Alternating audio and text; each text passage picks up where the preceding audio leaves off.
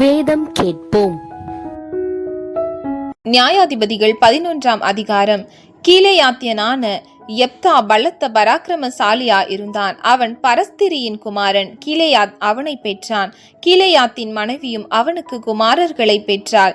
அவன் மனைவி பெற்ற குமாரர் பெரியவர்கள் ஆன பின்பு அவர்கள் யெப்தாவை நோக்கி, உனக்கு எங்கள் தகப்பன் வீட்டிலே சுதந்திரம் இல்லை, நீ அந்நிய ஸ்திரீயின் மகன் என்று சொல்லி அவனை துரத்தினார்கள். அப்பொழுது யெப்தா தன் சகோதரரை விட்டு ஓடிப்போய் தோப் தேசத்திலே குடியிருந்தான். வீணரான மனுஷர் யெப்தாவோடே கூடிக்கொண்டு அவனோடே கூட யுத்தத்திற்கு போவார்கள். சில நாளைக்கு பின்பு அம்மோன் புத்திரர் இஸ்ரவேலின் மேல் யுத்தம் பண்ணினார்கள். அவர்கள் இஸ்ரவேலின் மேல் யுத்தம் பண்ணும்போது கீலேயாத்தின் மூப்பர் யெப்தாவை தோப் தேசத்திலிருந்து அழைத்து வரப்போய் யெப்தாவை நோக்கி, நீ வந்து நாங்கள் அம்மோன் புத்திரரோடு யுத்தம் பண்ண எங்கள் சேனாபதியா இருக்க வேண்டும் என்றார்கள். அதற்கு யெப்தா கீலேயாத்தின் மூப்பரை பார்த்து, நீங்கள் அல்லவா என்னை பகைத்து என் தகப்பன் வீட்டிலிருந்து என்னை துரத்தினவர்கள்? இப்பொழுது உங்களுக்கு ஆபத்து நேரிட்டிருக்கிற சமயத்தில் நீங்கள் என்னிடத்தில் ஏன் வருகிறீர்கள் என்றான். அதற்கு கீலேயாத்தின் மூப்பர் யெப்தாவை நோக்கி, நீ எங்களுடனே கூட வந்து அம்மோன் புத்திரரோடு யுத்தம் பண்ணி கீலேயாத்தின் குடிகளாகிய எங்கள் அனைவர் மேலும் தலைவனா இருக்க வேண்டும். இதற்காக இப்பொழுது உன்னிடத்தில் வந்தோம் என்றார்கள். அதற்கு யெப்தா, அம்மோன் புத்திரரோடே யுத்தம் பண்ண நீங்கள் என்னை திரும்ப அழைத்து போன பின்பு கர்த்தர் அவர்களை என் முன்னிலையாய் ஒப்பு கொடுத்தால் என்னை உங்களுக்கு தலைவனாய் வைப்பீர்களாக என்று கீலேயாத்தின் மூப்பரை கேட்டான். கீலேயாத்தின் மூப்பர் யெப்தாவை பார்த்து, நாங்கள் உன் வார்த்தையின்படியே செய்யாவிட்டால் கர்த்தர் நமக்கு நடுநின்று கேட்பாராக என்றார்கள். அப்பொழுது யெப்தா கீலேயாத்தின் மூப்பரோடே கூட போனான். ஜனங்கள் அவனை தங்கள் மேல் தலைவனும் சேனாபதியுமாக வைத்தார்கள். யெப்தா தன் காரியங்களை எல்லாம் மிஸ்பாவிலே கர்த்தருடைய சந்நிதியிலே சொன்னான். பின்பு யெப்தா அம்மோன் புத்திரரின் ராஜாவின் இடத்திற்கு ஸ்தானாபதிகளை அனுப்பி, நீ என் தேசத்தில் எனக்கு விரோதமாக யுத்தம் பண்ண வருகிறதற்கு எனக்கும் உனக்கும் என்ன வழக்கு இருக்கிறது என்று கேட்க சொன்னான். அம்மோன் புத்திரரின் ராஜா யெப்தாவின் ஸ்தானாபதிகளை நோக்கி, இஸ்ரவேலர் எகிப்திலிருந்து வருகிற போது அர்னோன் துவக்கி யாப்போக் மட்டும் யோர்தான் மட்டும் இருக்கிற என் தேசத்தை கட்டி கொண்டார்களே, இப்பொழுது அதை எனக்கு சமாதானமாய் திரும்ப கொடுத்துவிட வேண்டும் என்று சொல்லுங்கள் என்றான். யெப்தா மறுபடியும் அம்மோன் புத்திரரின் ராஜாவின் இடத்திற்கு ஸ்தானாபதிகளை அனுப்பி அவனுக்கு சொல்ல சொன்னதாவது, யெப்தா சொல்லுகிறது என்னவென்றால், இஸ்ரவேலர் மோவாபியரின் தேசத்தை ஆகிலும் அம்மோன் புத்திரரின் தேசத்தை ஆகிலும் கட்டி கொண்டதில்லையே. இஸ்ரவேலர் எகிப்திலிருந்து வருகிற போது வனாந்திரத்தில் சிவந்த சமுத்திரம் மட்டும் நடந்து பின்பு காதேசுக்கு வந்து இஸ்ரவேலர் ஏதோமின் ராஜாவின் இடத்துக்கு ஸ்தானாபதிகளை அனுப்பி, நாங்கள் உன் தேசத்து வழியாய் கடந்து போகட்டும் என்று சொல்ல சொன்னார்கள். அதற்கு ஏதோமின் ராஜா செவி கொடுக்கவில்லை. அப்படியே மோவாபின் ராஜாவின் இடத்திற்கும் அனுப்பினார்கள். அவனும் சம்மதிக்கவில்லை. ஆதலால் இஸ்ரவேலர் காதேசிலே தரித்திருந்து பின்பு வனாந்திர வழியாய் நடந்து ஏதோம் தேசத்தையும் மோவாப் தேசத்தையும் சுற்றி போய் மோவாபின் தேசத்திற்கு கிழக்கே வந்து மோவாபின் எல்லைக்குள் பிரவேசியாமல் மோவாபின் எல்லையான அர்னோன் நதிக்கு அப்பாலே பாளையமிறங்கினார்கள். அப்பொழுது இஸ்ரவேலர் எஸ்போனில் ஆளுகிற சீகோன் என்னும் எமோரியரின் ராஜாவின் இடத்திற்கு ஸ்தானாபதிகளை அனுப்பி, நாங்கள் உன் தேசத்து வழியாய் எங்கள் ஸ்தானத்திற்கு கடந்து போக இடங்கொடு என்று சொல்ல சொன்னார்கள். சீகோன் இஸ்ரவேலரை நம்பாததினால் தன் எல்லையை கடந்து போகிறதற்கு இடங்கொடாமல் தன் ஜனங்களை எல்லாம் கூட்டி யாகாசிலே பாளையமிறங்கி இஸ்ரவேலரோடே யுத்தம் பண்ணினார்கள்.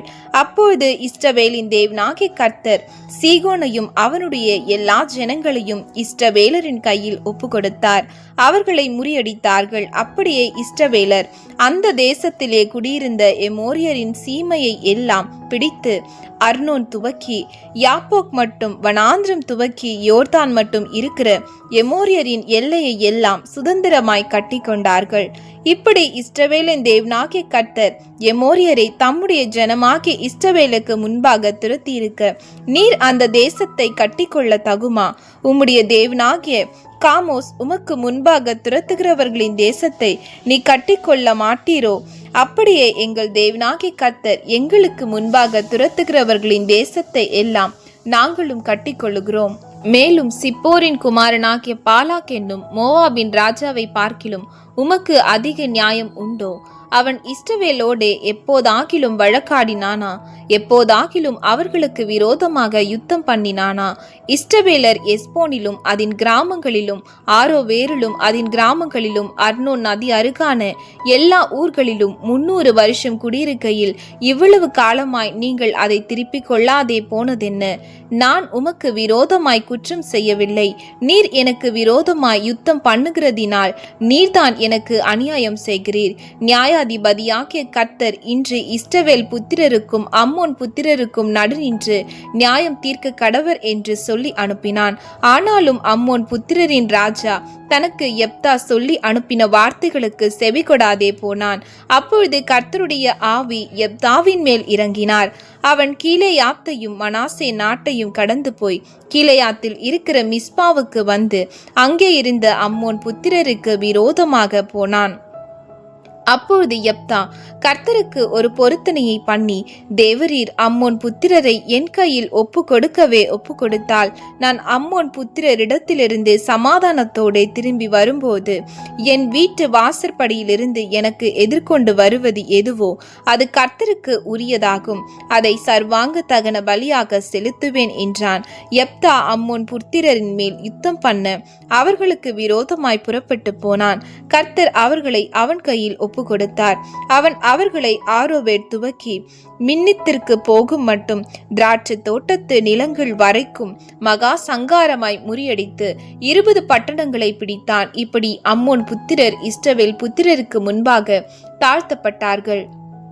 யெப்தா மிஸ்பாவில் இருக்கிற தன் வீட்டுக்கு வருகிற போது இதோ அவன் குமாரத்தி தம்புரு வாசித்து நடனம் செய்து அவனுக்கு எதிர்கொண்டு வந்தாள். அவள் அவனுக்கு ஒரே பிள்ளையானவள். அவளை அல்லாமல் அவனுக்கு குமாரனும் இல்லை, குமாரத்தியும் இல்லை. அவன் அவளை கண்டவுடனே தன் வஸ்திரங்களை கிழித்து கொண்டு, ஐயோ என் மகளே, என்னை மிகவும் மனமடியவும் கலங்கவும் பண்ணுகிறாய். நான் கர்த்தரை நோக்கி என் வாயை திறந்து சொல்லிவிட்டேன், அதை நான் மாற்றக்கூடாது என்றான். அப்பொழுது அவள், என் தகப்பனே, நீர் கர்த்தரை நோக்கி உம்முடைய வாயை திறந்து பேசினீர் அல்லவோ? அம்மோன் புத்திரராகிய உம்முடைய சத்துருக்களுக்கு நீதியை சரிக்கட்டும் ஜெயத்தை கர்த்தர் உமக்கு கட்டளையிட்டபடியினால் உம்முடைய வாயிலிருந்து புறப்பட்டபடியே எனக்கு செய்யும் என்றாள். பின்னும் அவள் தன் தகப்பனை நோக்கி, நீர் எனக்கு ஒரு காரியம் செய்ய வேண்டும். நான் மலைகளின் மேல் போய் திரிந்து நானும் என் தோழிமார்களும் என் கன்னிமையின் நிமித்தம் துக்கம் கொண்டாட எனக்கு 2 மாதம் தவணை கொடும் என்றாள். அதற்கு அவன், போய் வா என்று அவளை 2 மாதத்திற்கு அனுப்பிவிட்டான். அவள் தன் தோழிமார்களோடு கூட போய் தன் கன்னிமையின் நிமித்தம் மலைகளின் மேல் துக்கம் கொண்டாடி 2 மாதம் முடிந்த பின்பு தன் தகப்பனிடத்திற்கு திரும்பி வந்தாள். அப்பொழுது அவன் பண்ணியிருந்த தன் பொருத்தனையின்படி அவளுக்கு செய்தான். அவள் புருஷனை அறியாதிருந்தால் இதன் நிமித்தம் இஸ்ரவேலின் குமாரத்திகள் வருஷந்தோறும் போய் 4 நாள் கீலேயாத்தியனான யெப்தாவின் குமாரத்தியை குறித்து புலம்புவது இஸ்ரவேலிலே வழக்கமாயிற்று.